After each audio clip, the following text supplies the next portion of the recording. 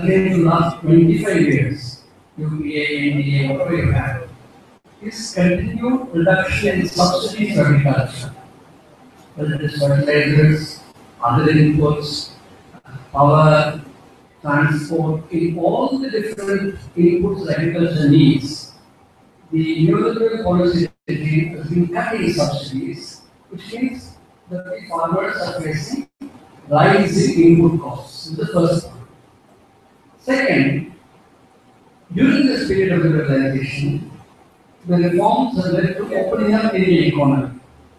And with the WTO agreement, in late 1999, we agreed to allow imports of agricultural produce without any quantity limits. So we had a very open economy allowing imports, and secondly, we allowed imports of agricultural products without limits of the quantity of imports. So the only instrument we had was to use the import duties. Now, even that, government of India has been maintaining import duties well below the levels which we are committed to the WTO.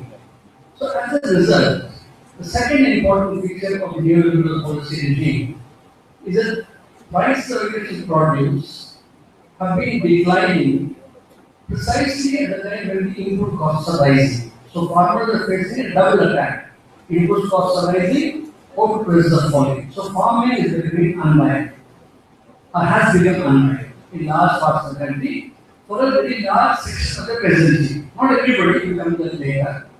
The third point of neoliberal policies is that with financial liberalization, banks have been told to worry about the profits and not about agriculture or the private sector. So over time, interest rates have risen, bank lending is declining in relative terms, and farmers are increasingly at the mercy of money lenders in the countryside.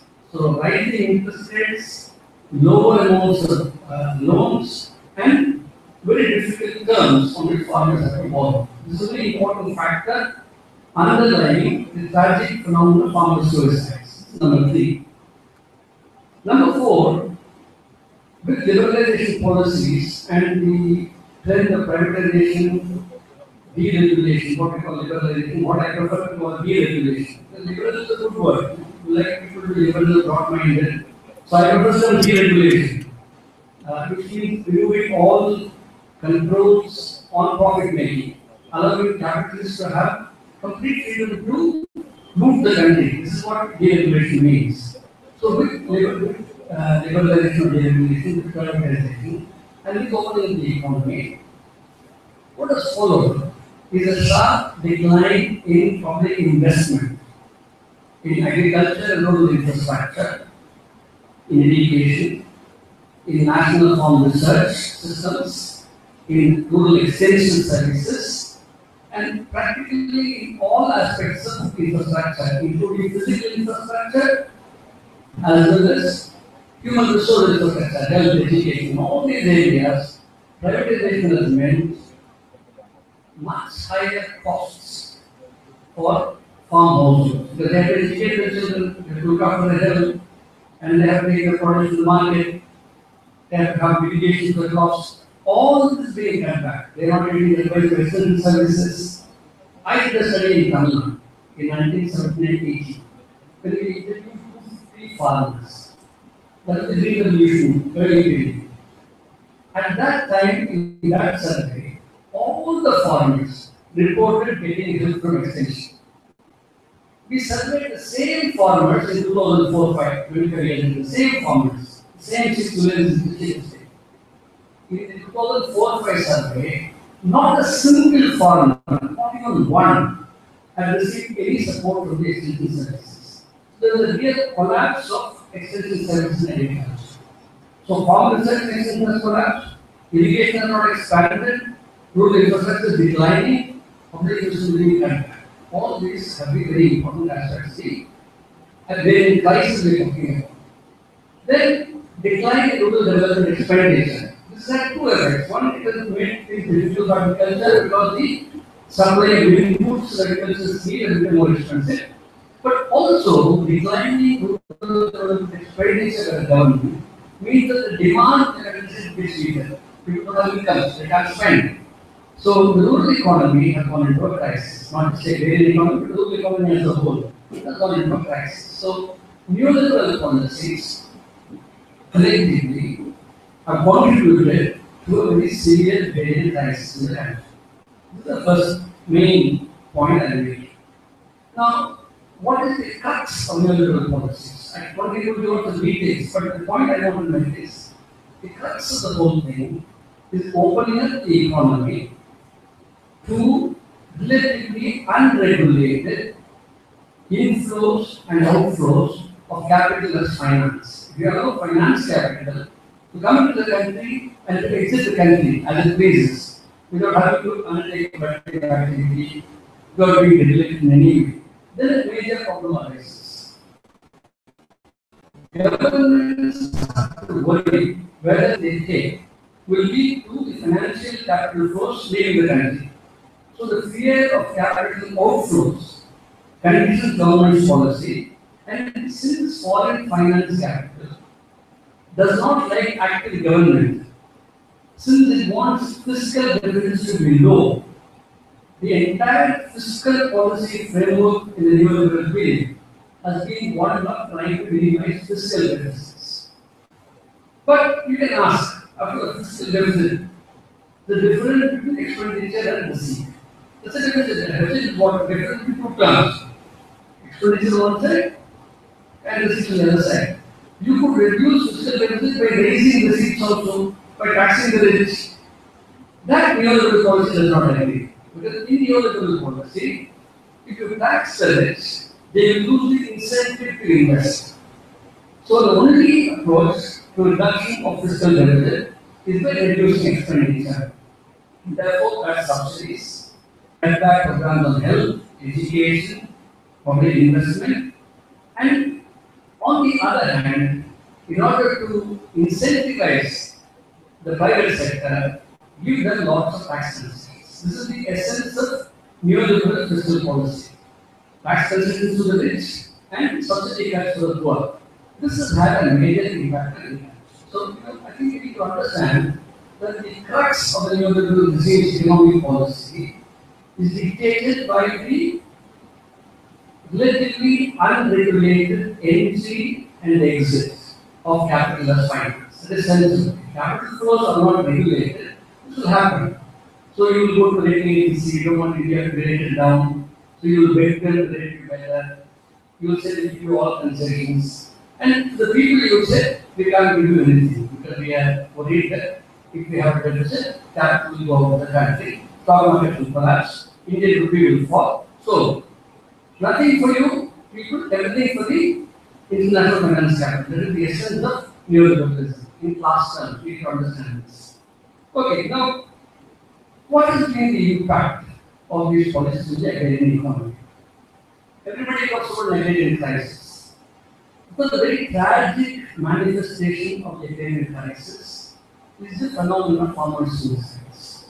A rough count says that between 1997 and 2005, nearly 2.75 lakh farmers committed suicide in this country.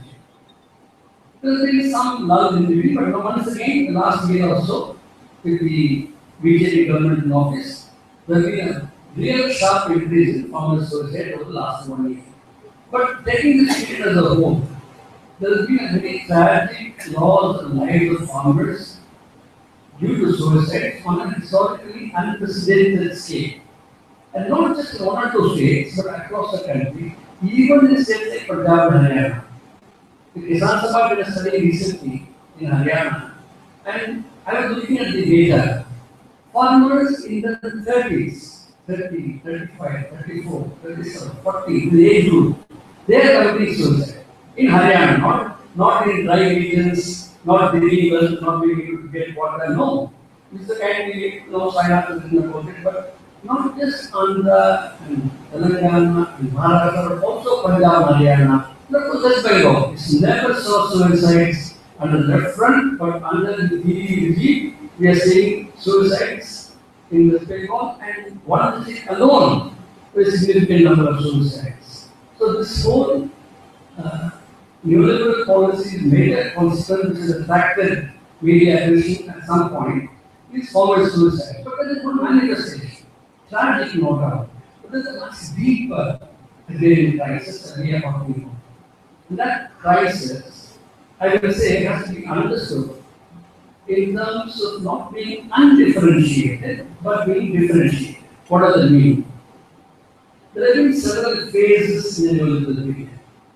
Between 1991 and 1997, the early phase of neoliberal policies, before we signed the WTO agreement and removed the limits on imports and so on, the impact was not so severe because the next neoliberalism was just bigger. Subsidy effects were there. But after 97 and after 2004 was the most severe period of agrarian crisis in the liberalization period.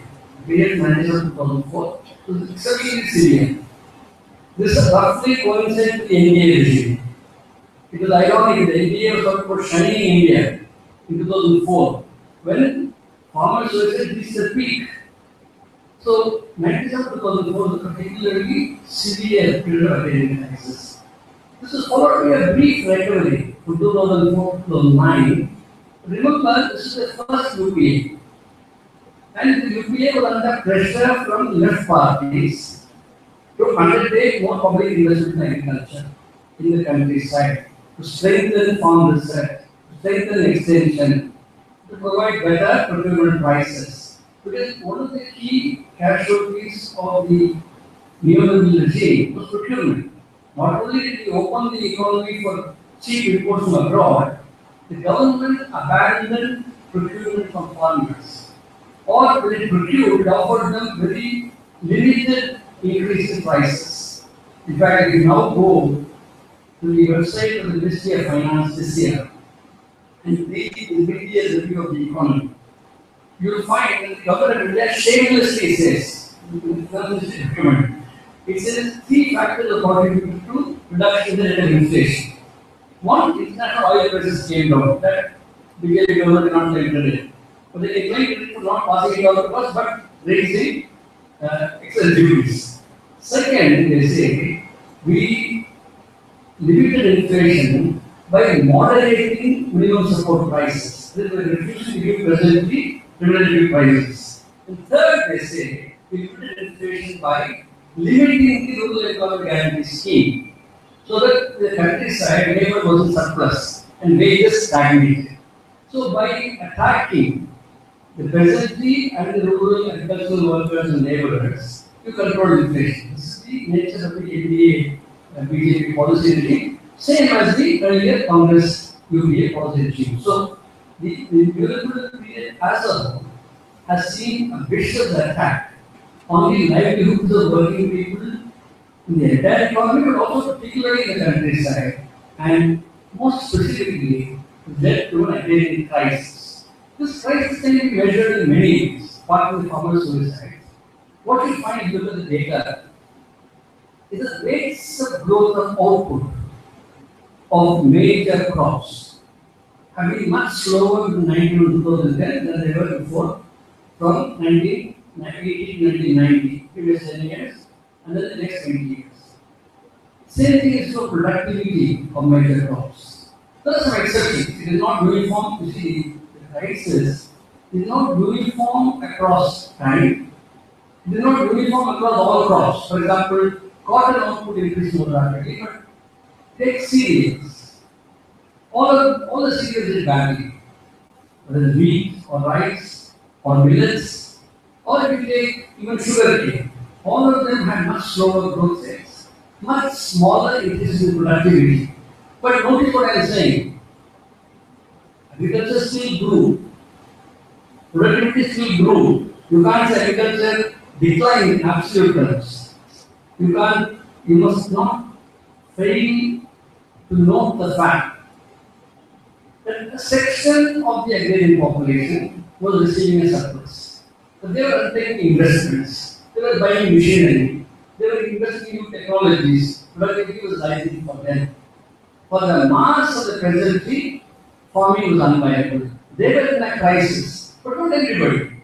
A section of the rural agrarian population the rural rich, Prakash talked about it this morning, particularly landlords and big capitalist farmers, they manage to continue to make profits and reap surpluses in the neoliberal period and became stronger. Which takes me to the next point, which is even keeping in mind the agrarian crisis and its many features, farmer suicides, rising input costs, falling output prices, unviability cultivating for majority of farmers, presently, almost the entire small and middle presently, from whatever surveys we have got evidence from, almost the entire small and middle presently receive negative income from crop production.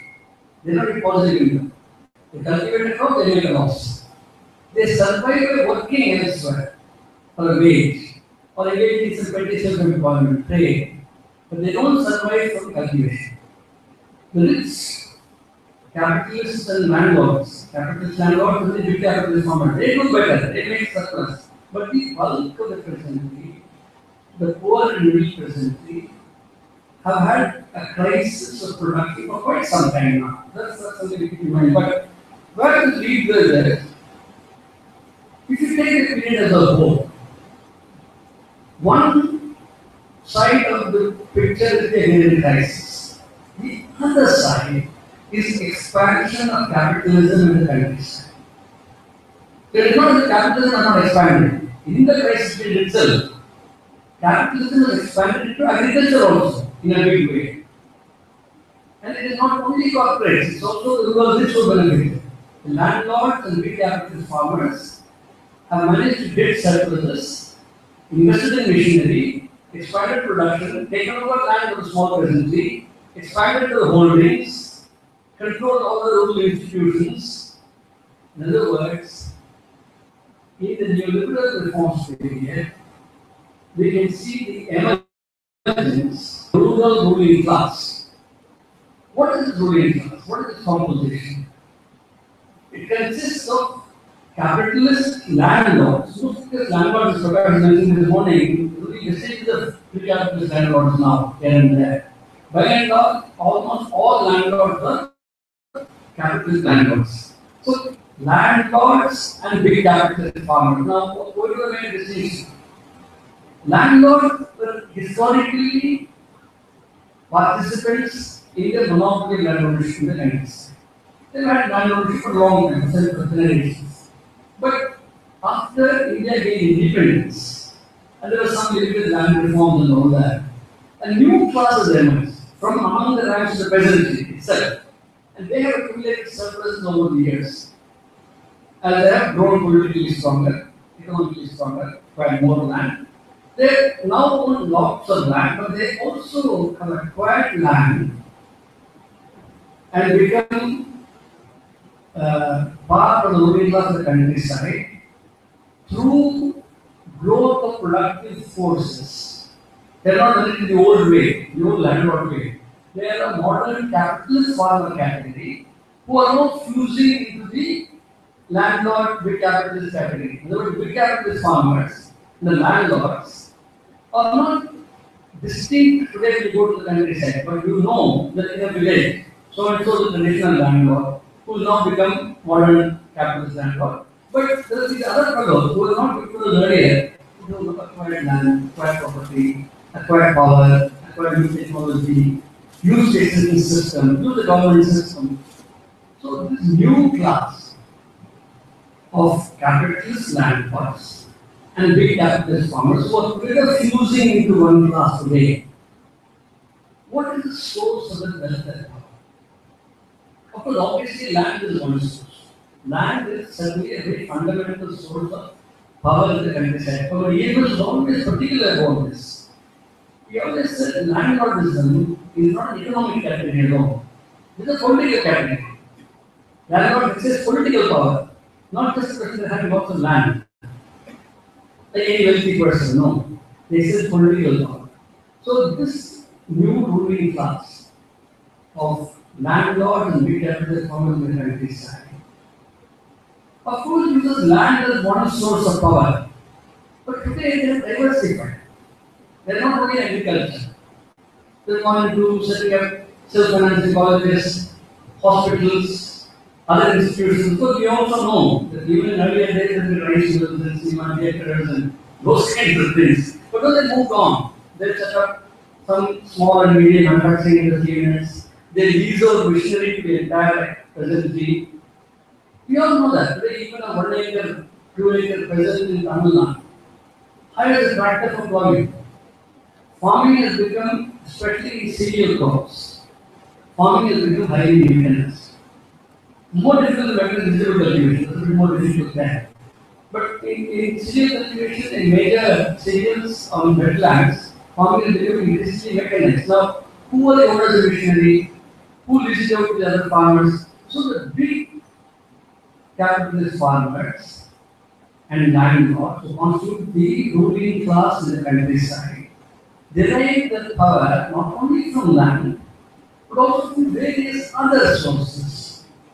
Economic activities and political power. They control the panchayats, they control the cooperatives, they control the local financing institutions, they control customs and rituals and so on in the countryside. They decide public opinion. Now, what does this do for us? The important implication of this nature of the ruling class in the countryside that we now see, that is to say, landlords and big capital farmers together, is such that you cannot fight them only on the land question. Traditionally, we thought about landlordism being abolished. That is what the programmatic understanding of CPA puts forward, of course, and that is correct. But originally, it is more complex today because to mobilize the peasantry and the other rural working people against the landlords and capital farmers, you cannot be only on the personal land alone. You have to bring up a number of other issues. So the challenge for us is, given this new situation in the countryside, given that a section of the agrarian population has effectively utilized neoliberal reforms to strengthen itself and become a powerful ruling class in the countryside. Landlords and big capital farmers together constitute the ruling class in the countryside. They need to be fought. There are many class enemy in the countryside. This is a class enemy in the countryside. If you want to define it, you see, sometimes the issues are there. Because you will form the cost of crisis, you make the entire all farmers together against imperialism. These issues will not happen. You will have to recognize that there are exploiters in the countryside, that they have become very powerful. It's not just imperialism and monopoly capital alone. The landlord big capitalist farmer class, which is choosing the one class, is also a class enemy. They are in fact a principal enemy in the countryside. So how do you mobilize people against that? That's an important challenge for us. And that is where we need to do some fresh thinking. How do we go about attacking the power of this class? How do we weaken them? How do we mobilize people against them? And what issues? I'm not getting into that now, but that is important. Now, one immediate implication of what we are saying is that we must now therefore turn to the large body of working people in the countryside in order to mobilize against the ruling class. And in fact, that is the class to which I turn now. We have discussed the landlord and we have the Somatic category. We will now discuss the other important class in the country, which is the rural manual workers. They have become very large in number. Our Kari mentioned some figures in the morning. The extent of the wage labor force is emerging today. We all know that the reason we discuss the agrarian questions in great detail is quite simply that even in the 2011 census, 68.5% of India's population lives in the countryside. With all the urbanization people are talking about. So even today, in terms of the share of the workforce, agriculture accounts for a very significant part of the workforce. About half the workforce, is more than that. So obviously, this very large working population in the countryside is something that is our main resource for transforming society in the countryside. So this, within that, we have a presidency and we have a category that we are using in our study group report, which we call rural manual workers. We come to the presidency after this. The rural manual workers or very large number. And one of the most significant changes that you see in the last 25 years is that the old class of a professional agricultural laborer, person who spent most of his or her working time doing wage labor agriculture, that no longer exists. The manual workers do work in agriculture. All of them work in agriculture. This is why they are different from the urban workers. They are different from the urban working population. So this means second. But the proportion of the labor time they spend in wage labor agriculture can be very small in some cases, and somewhat large in some other cases. But in all cases, rural manual worker no longer works only or even mainly in agriculture. They work outside agriculture quite a lot. They work in various non-agricultural activities. These non-agricultural activities may be in the village itself, they may be in a nearby village, maybe in a town. They will go in the morning and come back in the evening. Construction, loading and unloading. You can think of many examples. So there is a difference today in the nature of the rural manual worker category. They are agricultural laborers, maybe for 30, 40 days a year. But a bulk of the time, they are engaged in non-agricultural activities, which may take place in the village, in nearby areas, or in urban areas. All this is possible. So it's a different workforce you're dealing with. It's a bit more complex. In fact, it draws attention, similar to what Comrade Gary was saying in the morning, it draws attention to the need to mobilize them in their place of residence, in the sites where they live, or not just in the work site alone. Very important. So this new class of rural manual workers, what are the conditions of existence like? Because this whole media propaganda makes them invisible. They have very low wages on here. We've done the calculations, we've done various destinies. Wages are exceptionally low. In fact, to reach $1 a day poverty line, the American talk about $1 a day, the World Bank talks about $1 a day as the poverty line. Reach $1 a day poverty line, just to reach that level of existence. A rural manual worker household with 2 workers, husband and wife, and 3 children. They are going to work for some 700 days all together. They work the entire year also, they won't make it to the poverty line. Just imagine, they work the entire year, husband and wife. They will still not make it to the poverty line. This is the level of wages in the countryside. Of course, there is a very important social dimension here. Because while the rural manual worker category is drawn from all castes, including non-SC, non-ST, it is also true that among SCs and STs, the majority are rural manual workers. So there is a social dimension to this abysmally low wages in the country. There is an important social dimension, social occupation built into it. The labour market that excludes Dalits from other occupations, excludes SCs from other occupations. So there is the class, caste dimension, both are present here. Now, this rural manual labour category not only gets low wages, they get limited employment. They don't get employment throughout the year. So there's a major issue of employment in the countryside. Issue of wages, issue of employment. And of course, we're not even talking about the drudgery, the difficulties of manual work, and all that we're not discussing. Even with the wages and employment, there are huge challenges here. Now, therefore, the possibility that arises, and this we are suggesting in our report, we are not concluding. We have made a suggestion, this is being considered by the leadership of our movement.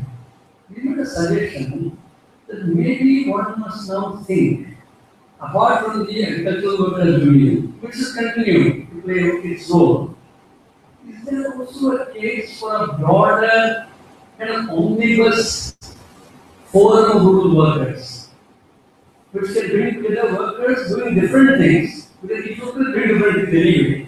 Bring all these rural workers together for certain common demands. the right to education, right to healthcare, right to sanitation, right to drinking water, right to public space. Can we think of a set of democratic demands on which, wages, yes, and rural minimum wage, for example, you know, strengthening the NREGA, for example. We can think of a set of demands which the different sections of the rural urban manual worker category who are working in different things can come together on, and that provide a platform for us to fight the state on the one hand, but also the rural ruling class on the other. Because the rural ruling class has to be fought. And for that, the core has to be your rural manual worker. The old kind of, rich person who's, oppressed the landlord, that no longer exists. That category no longer exists. So we really now need to move more and more towards, when we say worker versus alliance, we also want it to be firmly anchored in the poor percentage and mixed laborers. This is our understanding of the Kisan Sabha of the Kashak Sangam. So this understanding, can we think of the possibility of a rural worker? So once, of course, India is a huge country, and there are enormous differences. Once British economist, famous Lord Robinson, said something which is very important. He said, for any statement you make about India, which is true, the opposite is also true. There is so much variation in our country. So, what we can say is that we need not have a uniform form. It can vary from state to state, but some idea of a broader form of workers, a federation perhaps, not just a union, but a federation of different specific unions of various kinds, which can then articulate the demand for a rural minimum wage, articulate the demand for a right to education, a right to health, certain basic things, right to employment, right to food security, can be organized in the communities, at the workplace, and so on. That's something to think about. Now, this is an important issue of organization. We just mentioned that we looked at manual worker households across the country based on the studies done by the Foundation for Agrarian Studies. We looked at about 27, 28 villages drawn from about 7, 8 states across the country. Very different states: Maharashtra, Bihar, UP, Bengal, Karnataka, Andhra Pradesh. So, enormously varied. Rajasthan. So, we have Madhya Pradesh and so on. Then we have very varied sort of villages. And everywhere we find the predominant category, the rural manual worker. And everywhere we find the wages are low. Everywhere we find the employment is limited. One or two exceptions may be there, but generally this is the picture. So, that is a category, that is a social force, which must be the anchor of our mobilization in the countryside. That's essentially what we are thinking of suggesting. Now, then we can move to the other class. But strictly speaking, the peasantry is not a homogeneous class. In Marxism, peasantry is not a single class. There will never be. Peasantry is a category, social category, constantly undergoing differentiation. Especially the advance of capitalism, there is a constant process of differentiation. Now, what do we find in the countryside? What our studies, our study group, and all the studies we use, both secondary data from national sample survey and other sources, and primary data from various surveys. What we found was that the overwhelming majority of the peasantry is in a state of crisis. For them, the agrarian crisis is real. And let me get that more or less true. For them, the costs of production exceed the return from crop cultivation. They will not survive with agriculture. In fact, they will have debts increasing over time. They will only survive by doing other things. So many of them are combining cultivation with some activity outside agriculture, as either laborers or petty civil farming and so on. Now, in fact, accompanying this is the nature of change in productive forces of the countries. As Marxists, we look at productive forces naturally. Now, what is the nature of change in productive forces? Increasingly, farm operations have got mechanized. I mentioned this earlier. I don't know what happened in Kerala, but I come from Tamil Nadu, and I can tell you this is the region where our agricultural union used to be the strongest. Tanjavur. the whole old earlier Punjab state, Punjab or Nagapatnam. Now companies come and they tell the farmer, 1 acre of paddy, give me 5,400 rupees. I will do the entire transplant. I will bring the seedlings, I will plant them and I will go. And I will stay with you with the harvest and any help you come to me. I will give you inputs on advice on fertilizers, pesticides. So companies will come. This is new paddy. Paddy is the most labor intensive job for us in Tamil Nadu. So we prohibit. So, plowing is mechanized, transplanting is mechanized, harvesting is mechanized, threshing is mechanized. When is the environment in paddy? How many days of requirement do you get for the main worker in paddy? Now, what this has meant is also that family labor in agriculture has declined for peasant households. So, peasant households, middle peasant households, poor peasant households, we always knew in the Marxist-Leninist tradition, we always knew that the poor peasant cannot survive in agriculture, he has to hire out himself. So, in the semi-poverty, we always say, the agricultural labor and the poor peasant together. But now, even the middle peasant, traditionally the middle peasant used to define as somebody who doesn't hire labor and who doesn't hire himself out. The family labor part has become much smaller. Machines have come, higher labor has come, and the middle peasant now works outside for a wage. So the original notion of middle peasant is, shaken. Increasingly, with reduced family labor requirements, peasants, small and middle peasants, have to seek together with the crisis of cultivation, to seek employment elsewhere in order to survive. So they are increasingly joining the main labor force. In other words, two kinds of proletarialization process taking place. One is depeasantization, when peasants lose land, landlords grab it. And remember that one of the key aspects of neoliberal reforms is reversal of land reforms, reversal of land ceilings, and allowing big guys, not just corporates, but allowing the rural rich to grab land from the poor. We talk about the land grab bill. That is one kind of situation, but it is also true that in the countryside, big landlords are now openly flouting ceilings. The ceilings are not implemented. And when you reverse the states like Karnataka, Maharashtra, and so on, they will reverse also. Plants are getting raised. So, a section of the peasantry has lost land and become proletariat. That is one process, depeasantization, if you like. The other process is that they will not lose land entirely, but they can no longer live just on land alone.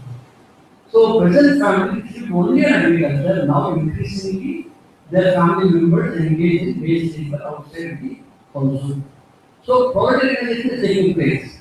The wage labor force is increasing, expanding, and small and middle peasants form a significant proportion of total hired labor in the countryside. This is the nature of changes, because our mandate was to study changes in class relations. This is what we are finding. We are finding that these classes are undergoing transformation. Relations are changing. They are much more unequal. The landlord and deputy landlord are much more powerful. The middle and small peasants have been devastated by the neoliberal reforms. The crisis hit them, and they have lost land, and they have become increasingly proletarian as well. That is the picture we have. So, see, small peasant production will never be viable unless the state supports agriculture. But in the nature of things, small peasants will not get benefit of the economies of scale. They operate with limited amounts of land, with limited inputs. So for them, it is only the hard work that makes us survive. Now, without state support, they collapse. Neoliberal reforms have withdrawn state support to agriculture. We saw that credit, input prices, procurement, output prices, investment in research, extension services, everything gone. So small and middle peasants are finding it increasingly difficult to survive. But they continue to calculate costs because that's a traditional occupation. They live by supplementing income from other sources. So this is something that we need to do. This is a point of mobilization for us because we can definitely continue to raise issues which are about us. Procurement, you must do procurement properly and promptly after harvest. You must give proper procurement prices. You must reduce input costs. You can make all those demands. You can make demands for storage. Because neoliberal reforms are also undermine the public sector's role in storage and marketing of grain. Commodity boards have been disbanded. Traders have been given much more space. There is no implementation laws against hoarding. There are no limits of stock holding by traders. So farmers are increasingly distributed. So there are these issues on which we can continue to mobilize the facility. Zanzibar's demand will continue to remain relevant. But in addition to what we are saying, is that there is differentiation taking place. Crisis is not when the differentiation has stopped. Crisis is not when everybody is hurting in the countryside. There is a class of exploiters who are doing very well, thank you. That is what we are doing. And there is a large mass of people who are doing much worse than many. That inequality is sharp. That is the point I am making here on the facility. Now, while all this is happening, right? Is that right? Take some more time. Okay. How much more? Again, okay. I wasn't sure how much. What about you? You have a right to say, don't take more time also. You have to more in the lead. You're okay? Can I take more time? Even those who are sleeping are saying. Good. Okay, now I have described for you in a nutshell the following things. I have described for you what are the essential elements of neoliberal policies that have hurt agriculture. Then I have described for you the critical importance of allowing free inflows and outflows of capital as finance, how that dictates a fiscal policy that focuses on reduction of the deficit and reducing it only through expenditure reduction, not through taxation of the rich. Then I have described for you the nature of the major ruling class of the countryside, the landlords and the big capitalist farmers. The only difference between them is that the big capitalists are not historically landlords, they have become so now. After independence, because of private forces. I have also told you that during the neoliberal period, with all the talk about the crisis, productivity still grew, output still grew, productive forces continue to increase, capitalism continued to expand into agriculture, and what is more, one of the key features of the neoliberal period is the much greater role that the corporate sector, the Indian big capital and medium capital, as well as foreign capital, plays in agriculture because there is a seed and the output, government is drawing. So the seed sector becomes a nice entry point for Monsanto. Indian capital is also in the fray. I told you about the capital government provide transplanting for the farmers.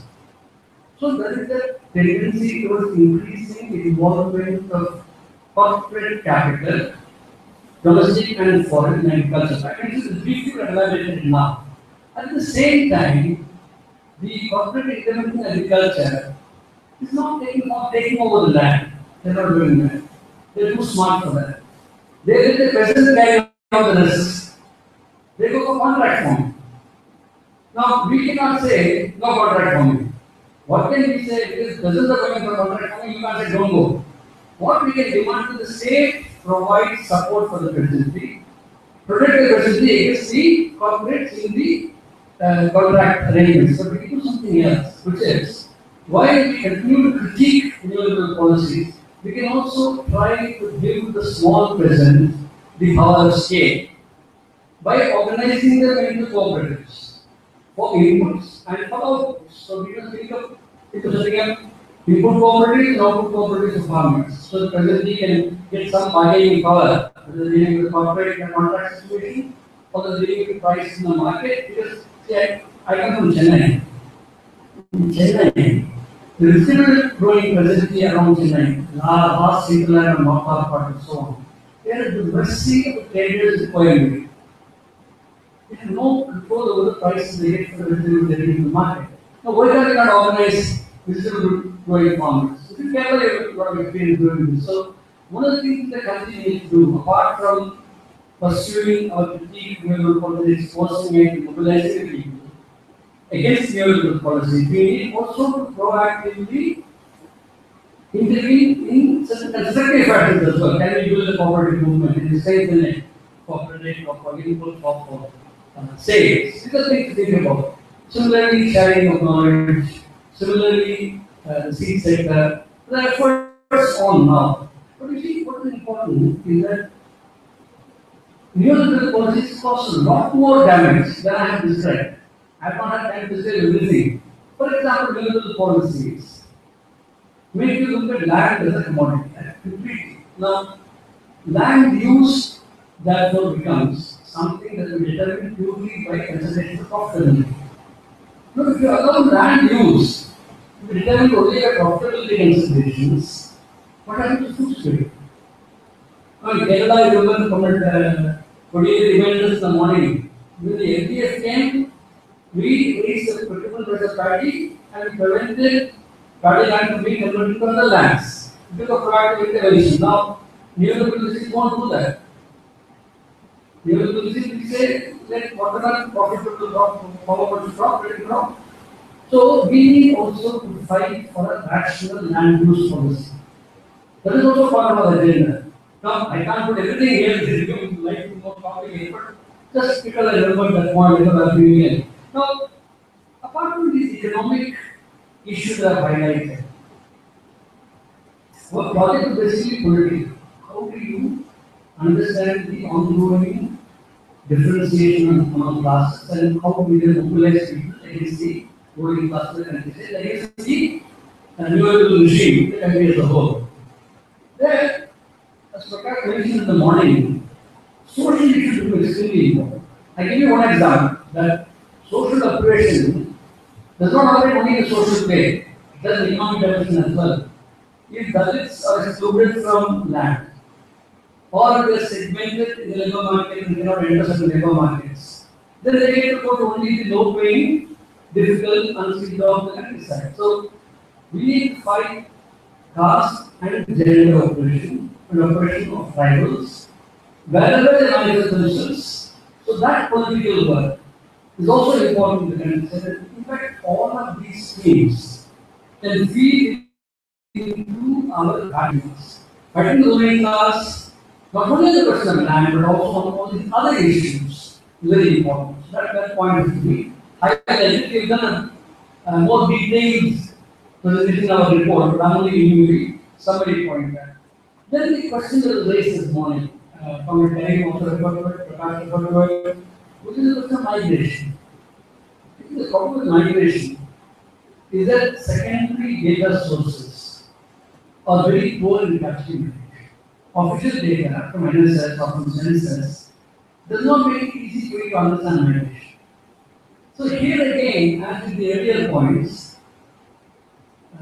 we have now with our study, you know, the All India study, and presently finding solution. But that is not to know. You will need to carry out studies in every state. Because conditions vary so widely across India. So likewise, you need to carry out state level studies on migration. For example, in Tamil Nadu, this is our personal experience. I'm not talking about a research study. If you go to Chennai City, I've been recently there, in most restaurants, you will find only people in the northeast or the eastern states. Maybe sending Kerala. Now, if you go to Kanyakumari, you will find laborers from Bihar and Bengal in the agricultural labor force, not as construction and loading and loading. I'm not kidding. They will not know the language. So, this is a huge stream of migrants coming from the eastern states to Tamil Nadu and also to Kerala, I'm sure. Unfortunately, we have no definite idea of the numbers. And we tried very hard in our study to try and get some data. We could not get any workable data on. What we have said is, this is an area of weakness for the democratic movement. We have not formulated concrete demands on which relating to migrant laborers and migrant labor. So one of the tasks of the left ahead of us is to carry out concrete studies on the nature of migration, the conditions of migrant workers, and formulate demands for mobilizing them. Now, we do have some obvious demand. Schooling for the children, for example, the demand. Ration cards. For example, in Tamil Nadu, technically speaking, if some goes on behalf of Tamil Nadu, we can bring a ration card from the Tahsildar in this village. He get ration card in Tamil Nadu. Now, where is the supposed to go and meet the Tahsildar, pay money, get the card, come to Tamil Nadu? So, on paper, you might have the right to use a ration card and PDS, but in practice, not. So, how do you organize? They don't speak the language. And when they are in industrial employment, the employers bus them to work and back. You can't even meet them and talk to them. This is under the sentence CAP has now finally got in, cracked in and got, and we have got English speaking component for you full time to work with this level. It's very difficult. So, in agriculture, it is even more difficult. So, that's an issue. It's an issue. Migration is an issue on which we need to raise some concrete demands after concrete studies. That's a task before. We not study would not be able to do that because of the difficult data. Now, there are a number of other issues the study would talk about in that report, but I will only mention some of them. In Kerala, you will be relatively more protected when it comes to self-financing in education. You're also suffering now, and you will be prepared to talk for it. But in other states, possibility so huge, unthinkable. Right now, we're in Tamil Nadu, Chennai, very quote-unquote respected school, charging several times the fees allowed by the School Regulatory Commission. This is for high school. The fees seem to be university percent of the class oriented. It is lower for the 10th class and higher for the LKG. The whole phenomenon of complete commercialization of education that has resulted in very sharp increase in educational costs, especially in the countries. One of the things I must share with you, because you are from Kerala, certainly India cannot be so badly off since you are also across from Kerala. In 20 odd villages that I look at the data from the Foundation studies, one of the most shocking things I found was if you took girls and women ages 16 years and above, you took that population of women, 50% or more of them, 50% or more of them had not completed 1 year of formal schooling. Not even 1 year of formal schooling in all the villages that I looked at. Bihar, UP, Maharashtra, advanced Maharashtra, right? Big time Maharashtra. This is a modern Maharashtra. Everywhere, we found that women aged 16 and above, half or more of them had not completed 1 year of formal schooling. This is 2007, 2010. 20 years into 8% growth rates, 7% growth rates. So, this is a very fundamental problem. We don't think of it as a very fundamental problem. We think of I think education and the right of people to education, formal schooling, is a fundamental demand of the people. So, in the countryside, this offers us a mobilizing point. Take the government schools, the 74 government schools. Since you have it in Kerala, you don't mind. But most of the countries don't have it.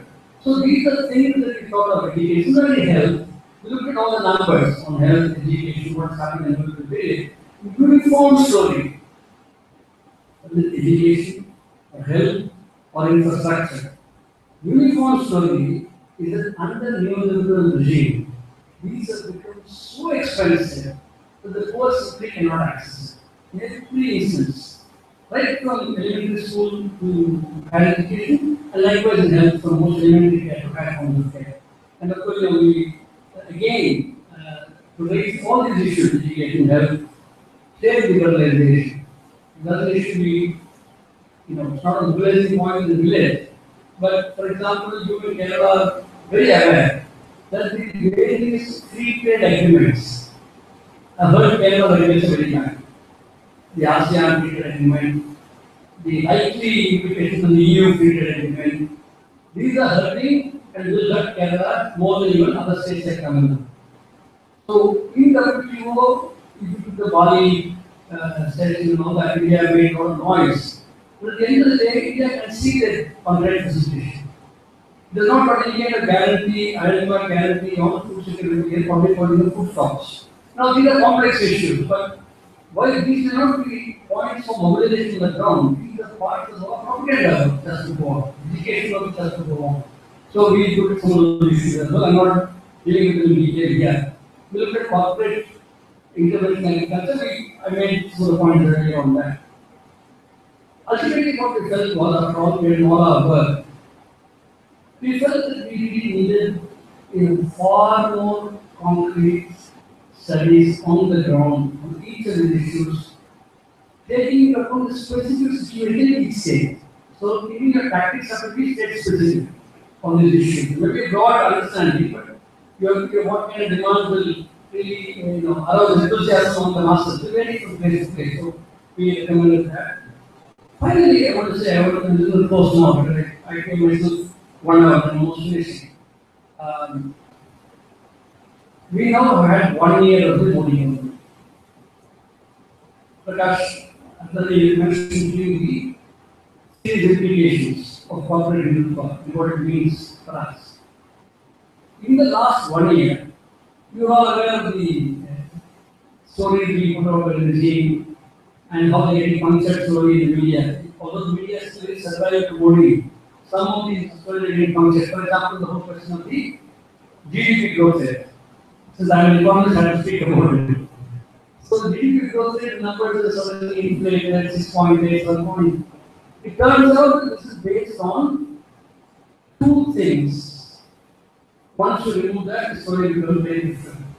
One is the revision in the base year 2005. That is periodically done. But the more important thing is to measure GDP not at what we call factor costs, which is before indirect taxes and so on are brought in, but in market prices. So, if you measure GDP in market prices, suppose last year and this year, suppose nothing has happened in production, nothing has happened on the ground. But if I have increased indirect taxes this year and reduce subsidies, then GDP will go up. So GDP will go up without anything happening on the ground, simply because I raise indirect taxes and I lower subsidies. So what happens is the good comes out of the factory, there is a certain price, certain cost of production. Now you add indirect tax to it. In case government subsidizes some good, you reduce the subsidy with the market price. But now the government reducing subsidies, increasing indirect taxes, GDP will keep growing without anything happening on the ground. So the whole new GDP and market prices is a way to deceive people thinking that suddenly with the Modi government in place, growth rate is down. Now, that's only one example. There are many other examples going before. But I think the point is that this government, with its majority in parliament, is even more ruthlessly neoliberal than the Congress UPA. And it does not bother at all with any opposition. That is one important aspect of the regime. Second aspect of the regime, which is also something that was mentioned earlier, is that it does not care much for parliamentary democracy or the norms of parliamentary democracy. It is moving much more rapidly in an authoritarian fashion. Now, what does that mean for us? Because if you look at the line of attack of the Modi government in the last 1 year, the two important lines of attack have been against the peasantry and against agriculture. Rural cutting back on the non-government income guarantee. Today, I find the list is saying we're going to raise the number rate 150. If you read inside, it says in drought affected districts. So they will take money away from other districts and give it to some rural districts and make 150 there.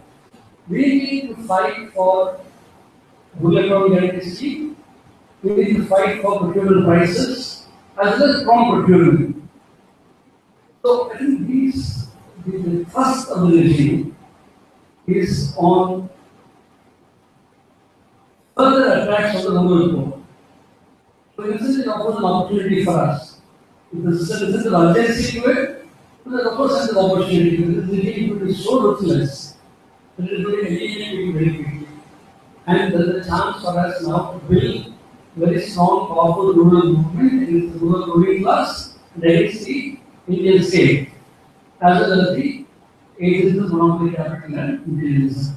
With these words, I thank you for the opportunity to speak and thank you. Sakalu Vijayanagar, Pedro Manayam,